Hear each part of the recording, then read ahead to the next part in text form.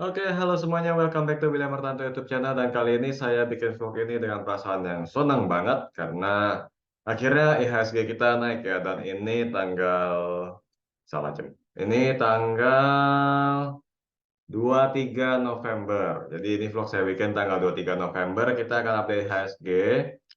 Dan saya akan kasih lihat sedikit barang bukti aja bahwa sebenarnya proyeksi ini sudah dibuat tentang IHSG yang akan bottoming dan naik lagi. Itu sebenarnya sudah saya bagi ke member, cuman kayaknya gara-gara salah kata penamaan, jadi ya ada sedikit atau berapa member dari WH Project yang kayaknya kurang mengambil situasi ya, mengambil kesempatan ya, karena waktu kapan IHSG pertama kali sentuh 7.000 lagi di sekitaran pekan ini, malah banyak yang pada minta persetujuan untuk kosongin porto. Saya sih bilang saya enggak gitu ya.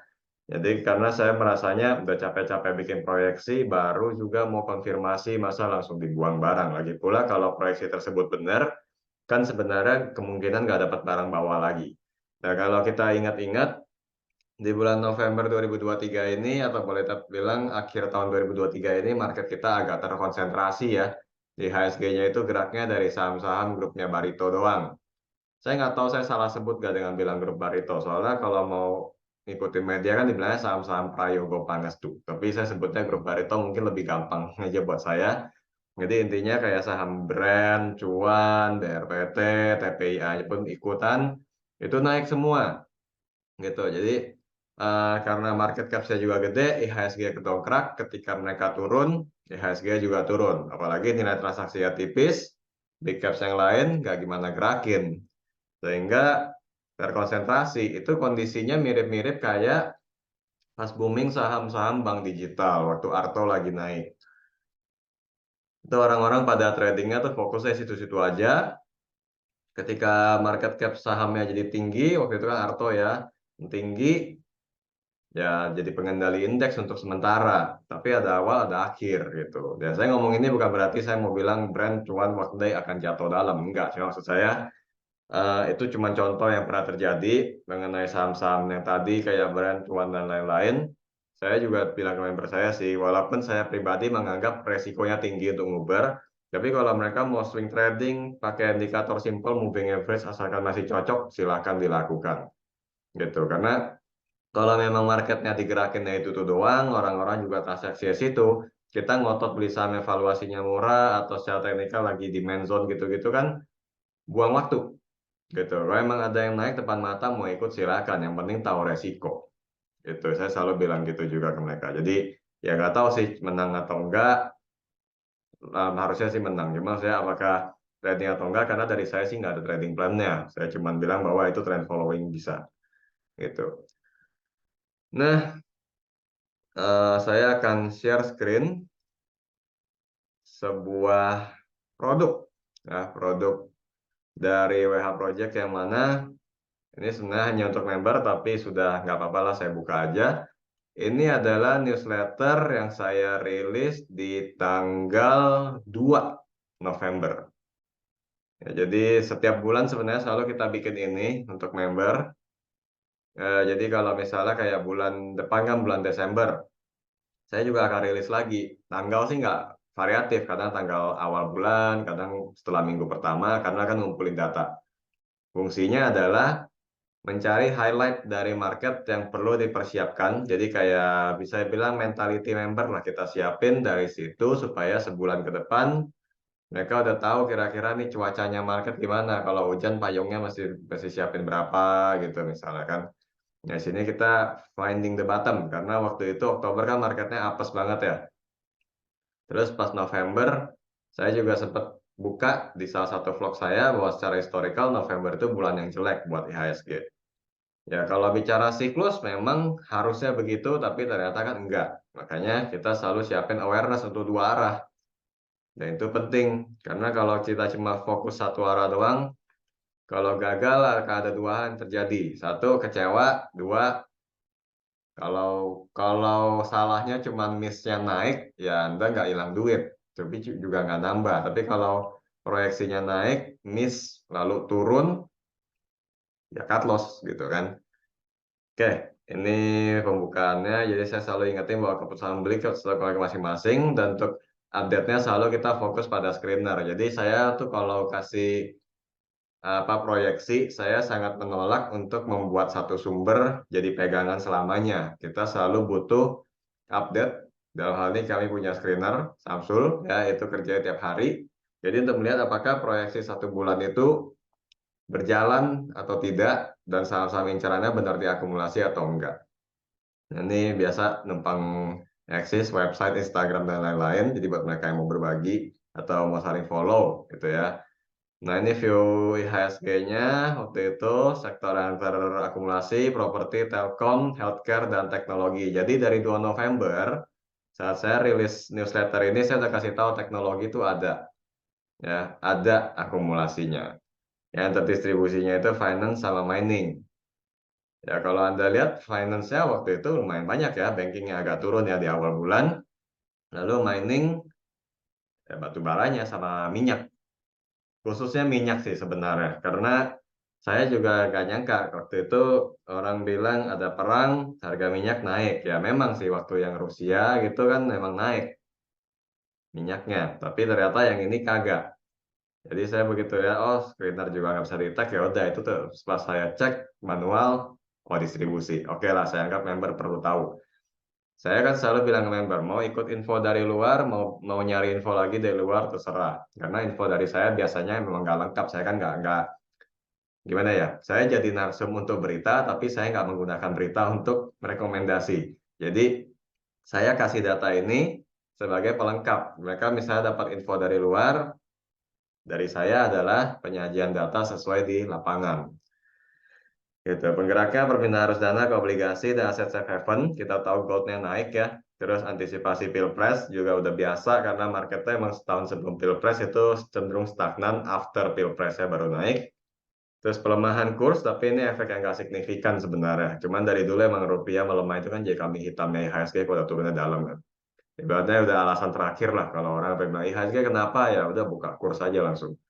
Terus perang suku bunga, yang mana Fed rate itu memang salah satu faktor yang sangat mengganggu ya dari tahun lalu malah gitu. Cuman ya untungnya sudah pause dan orang-orang mengharapkan bahwa ke depannya akan turun. Elemen pentingnya adalah IHSG memiliki nilai transaksi yang kecil. Jadi di sini elemen penting artinya saya mau mereka ngerti ya bahwa IHSG akan memiliki dan pelemahannya adalah memiliki nilai transaksi yang kecil. Artinya apa? Itu lama jenuhnya gitu. Tapi juga nggak bisa sampai downtrend yang bearish parah gitu loh. Kalau dalam kita bilangnya tuh strong bearish tuh nggak mungkin karena transaksinya kelewat kecil. Nah, tapi sih saya ada kesalahan nih. Jadi saya kasih waktu dan tempat buat yang mau bilang salah.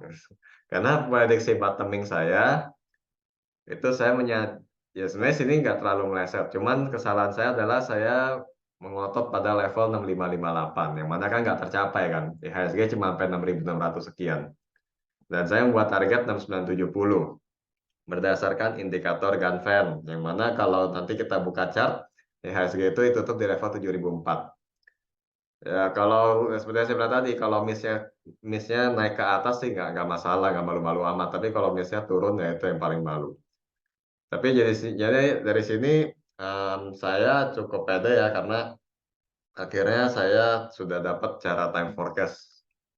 Karena nanti belakang saya kasih lihat, saya tuh udah tulisin tanggalnya, bottoming-nya berakhir kapan. Sedangkan bottoming itu sendiri, mungkin member saya kalau nonton video ini juga harus ngerti. Karena sebenarnya saya udah jelasin di grup. Cuman kalau misalnya masih bingung atau lupa, dan mereka nonton video ini, saya kasih tahu lagi bahwa bottomingnya versi saya adalah titik akhir dari pelemahan. Jadi benar-benar reversal. Kalau cuma sekedar technical rebound, ya siapapun bisa ngomong. Pakai stokastik bisa, tarik garis bisa, MACD bisa, volume terakhir yang penurun saat candlestick-nya barnya panjang merah juga bisa. Kalau saya mulai titik balik yang benar-benar reversal gitu. Jadi saya langsung prediksinya 6970. Salahnya saya bilang akhir tahun ya. Emang ini time forecast-nya saya masih awal-awal sih. Jadi banyak-banyak salah tapi bottoming-nya itu yang paling penting untuk dimengerti ke depannya. Kalau next time saya bikin konten yang ataupun newsletter lagi yang menyebutkan bottoming, Jangan diartikan bahwa itu estimasi bakal makin turun, enggak, tapi adalah penurunan yang sudah terhenti dan titik baliknya, gitu. Nanti ke depannya akan saya rapiin sih. Ini juga skenario keduanya, tadi ya saya bilang kalau memang makin dalam, kita estimasinya sampai dengan 6.384. Kalau misalnya level ini tadi ya kecampaian, IHSG itu 7.000-nya jelang akhir tahun 2023. Ternyata kesimpulan di skenario 2 terjadi dengan skenario 1 ya. Downtrend-nya berakhir di area 6.600. Itu makanya saya senang di sini, senangnya karena selesai kejadian, cuman ya kepedean dengan membuat jalur-jalur yang sebenarnya nggak perlu saya buat. Makanya saya tadi bilang waktu dan tempat dipersilakan buat yang bilang salah. Tapi yang saya highlight ini nih yang saya bilang proyeksi yang tepat adalah 11 sampai 15 November. Jadi tercapainya tuh di sini, nanti kita akan buka chartnya. Saya akan masih lanjutkan dengan indikator Ganfeng ya. Pembuktian bahwa tanggal 15 itu terakhir. Nah, yang boleh perhatikan index mover. Kami bahkan udah ngincar saham Goto. Jadi BBRI, BBNI, Telkom, BMRI, sama Goto tuh jadi pilihan. Kenapa saya kecualikan BBCA? BBCA itu bukan saham buat trading sebenarnya. Memang kadang-kadang bisa aja kalau lagi rally dia sehari naik 3%, 5%. Tapi kalau untuk trader kan kayak gituan nggak ada arti. Jadi saya cari big banks yang harganya masih masuk akal untuk trading, ya otomatis pilihannya jatuh ke BBRI, BBNI, atau BMRI yang sudah stock split di area 5 ribuan. Goto udah paling incaran lah, karena saya sendiri juga pengen banget coba gitu. Pembelian dilakukan ketika terjadi akumulasi pada saham-saham ini. Ya, good news-nya akumulasi ada semua. Sektor properti, kami ada masuk SMRA sama BSDE, juga sudah naik. Transportasi, saya lupa kayaknya WH. Terus energi sih jujur minyak miss banget, nggak pernah muncul. Jadi ya cukup happy sih, energi nggak terlalu banyak muncul di screening. Jadi ya nggak banyak salah entry lah. Jadi berarti dari sektor yang diperhatikan pada akhirnya sektor keempat ini adalah yang kami lewatin. Winter effect mungkin bulan depan kali Desember gitu. Jadi udah habis, itu dia. Nah, saya mau kasih tahu bahwa newsletter ini adalah produk khusus membership. Ya, jadi kalau Anda tipikal yang mencari informasi seperti ini dan merasa membutuhkannya, maka Anda bisa klik di ini deskripsi. Ada linknya ke website saya yang langsung ke ke ini ya, ke website, ke membership ya. Saya sambil share screen jadi agak-agak ini ngomongnya. Atau kalau Anda buka di laptop atau di TV bisa langsung ya. Jadi ini barcode-nya kalau Anda scan akan direct ke website dari WH Project, yang mana itu ada info dari penjelasan dan fee dari membership kami. Ada yang reguler bulanan, ada juga yang nasabah. Jadi kalau yang nasabah itu pembukaan account, kami kerjasama sama Panen Sekuritas, jadi Anda nggak ada fee bulanan dan macam-macam. Itu udah tinggal trading doang. Selama Anda nasabah aktif alias account dipakai, ya Anda akan berada di grup terus gitu. Nah, sekarang kita lanjut ke analisa dari IHSG-nya. Ini ya, di trading view aja saya bukanya. Jadi tadi kan 11 sampai 15. 11 saya kayaknya salah tanggal, saya lupa pokoknya kenapa 11 November itu di sini nggak ada, harusnya Sabtu Minggu ya, berarti kita gantikan tanggal 10. Ini kan kursornya 11 November. 13, 14, 15 adalah penyentuhan akhir dari Ganfeng. Saya ingat banget di sini pas IHSG-nya sentuh 6985, dan di sini ya banyak dari member WH Project juga yang pada pilih mau kosongin porto. Saya bilang sih terserah, cuman saya nggak janji bisa cariin saham di harga bawah lagi. Saya bilang gitu, soalnya kalau sudah jual mereka nguber atas biasanya saya ketakutan.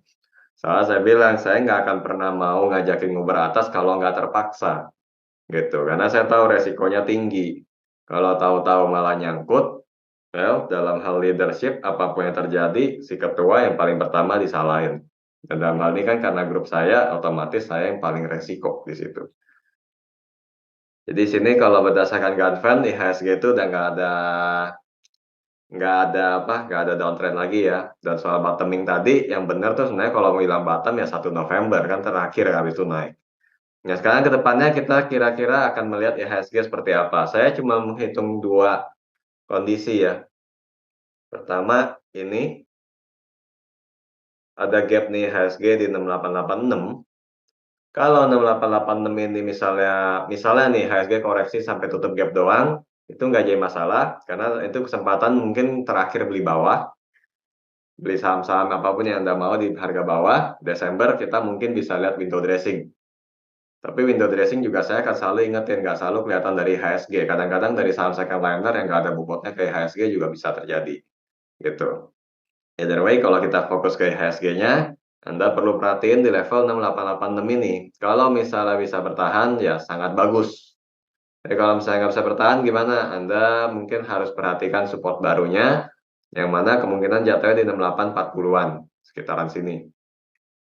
Itu ada skenario terjeleknya lah, tapi kalau menurut saya cuma tutup gap, mestinya gitu ya. Habis itu udah lanjut naik, terus nanti tahun depan kan pemilu 14 Februari ya mungkin Januarinya mandek bentar, Februari baru jalan lagi siapapun presidennya. Saya kan nggak akan bisa ngomongin sentimen saat ini. Kalaupun nanti bahas capres dengan efek ke market, mungkin di media itu pun setelah debat capres kali ya, baru ketahuan program-programnya. Kalau IHSG udah gerak ini terus apa yang mesti beli? Ya tentu saja bicara IHSG, bicara saham-saham movers. Kayak tadi kami dari WH Project aja ngincarnya BRI, Telkom, Goto gitu kan. Kalau misalnya Anda punya pilihan sendiri yang memang bobotnya besar kayak IHSG juga bisa. Tapi itu berarti saham manapun sebenarnya bisa jadi pilihan saat IHSG udah naik. Karena pada saat itu trading apapun udah lebih gampang. Gitu, sisanya kembali ke preferensi Anda. Jadi saat ini resi IHSG udah cukup baca buat saya, yaitu support 6.886, resistennya bebas. Kalau mau ambil dari titiknya Ganfeng sih 7.046 yang saya buat di sini kan, 7.046 adalah resistennya. Kalau versi saya harus disclaimer di situ. Kalau versi saya 7.046. Bisa lebih nggak? Bisa banget. Kalau saya kan prediksinya 7.077. Itu nanti kita aja akhir tahun mana yang benar. Kalau di atas itu saya lebih senang lagi. Berarti kan lebih cuan kita semua. Ya kalau misalnya cuma sampai segitu atau masih area 7 ribuan juga intinya IHSG kita sudah siap untuk bullish. Nah, jadi kayak gitu aja. Sebenarnya market kita sesepi-sepinya, nggak dalam kondisi yang jelek atau tidak layak untuk diperhatiin. At the end, ini kan cuma kembali pada kemampuan kita untuk ngikuti market. Kalau marketnya memang jelek, tapi kitanya ngotot, mungkin aja kita akan kalah, bisa juga kita ngeliat peluang. Tapi kalau market lagi bagus, kita skill yang belum ada, bisa juga sebagus apapun tetap berasanya merah. Saya juga awal-awal trading kayak gitu. IHSG hijau kok yang gue beli malah yang merah. Itu 1 tahun pertama saya belajar trading kayak gitu. Jadi di sini yang saya mau bilang ke Anda adalah market sepi itu bukan alasan sebenarnya. Kalau memang Anda bisa manfaatin peluang ya selalu dapat. Tapi kalau Andanya nggak bisa, mau nanti marketnya rame, mau nanti tiap hari marketnya naik 1%, IHSG-nya nggak akan menolong. Karena itu semua kembali pada apakah Anda bisa adaptasi dengan market atau enggak. Kira-kira gitu aja. Dan untuk newsletter tadi sudah saya sampaikan itu adalah produk khusus membership. Jadi kalau misalnya Anda tertarik untuk join, itu tadi bisa scan barcode yang saya tampilkan atau cek di link pada deskripsi video ini. Sebenarnya semua video saya selalu saya masukin sih. Jadi kami buka advisory atau layanan trading guide gitu ya. Dan Anda kalau memang merasa butuh silakan join. Kalau enggak ya udah serah Anda gitu aja. Oke, saya kira itu aja. Nanti ke depannya kalau ada update lagi, kita akan tambahin di vlog baru atau mungkin di website aja juga nggak masalah. Silakan like and dislike sebagai bentuk respon Anda terhadap video ini dan kita ketemu lagi pada vlog saya yang selanjutnya. See you again.